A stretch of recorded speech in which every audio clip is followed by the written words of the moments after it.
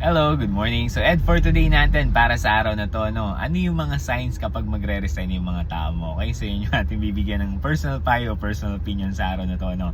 So isa sa mga sign na magre-resign tao mo ay syempre, kapag tipong yung tao mo ibiglang tumatahimik na lang, hindi na nagsasalita, hindi na nagsasuggest. Kumbaga yung dating alam mong madaldal, maraming suggestion o maraming sinasabi, na ibiglang kumalma, tumahimik, o hindi na masyado nagpa-participate. Ibig sabihin yan, baka may posibilidad na kino-consider niya ng mag-resign sa company mo, or alam mo na, maghanap ng panibagong work dahil alam niya hindi na siya masaya, hindi siya happy, hindi siya engaged dun sa trabaho. Okay, isa yun sa mga sign. So maraming sign na magre-resign yung mga tao mo sa empleyado, sa company, no? So yung iba dyan, alam mo naman, madalas mag-sick leave or laging wala, no? So isa rin yun sa mga sign, no? Pero itong sign na to, isa ito sa medyo kailangan mong, alam mo yun, i-watch out, no, bilang isang manager. Kapag ang tao mo dating magaling or dating, alam mo na, mahilig mag-suggest, magbigay ng suggestion or magbigay ng, alam mo yung thoughts sa mga bagay-bagay, ni biglang tumahimik, biglang, alam mo yun, wala na siyang pake dun sa mga sinasabi or sa mga ginagawa, no, nawalan na siya ng, alam mo yun, ng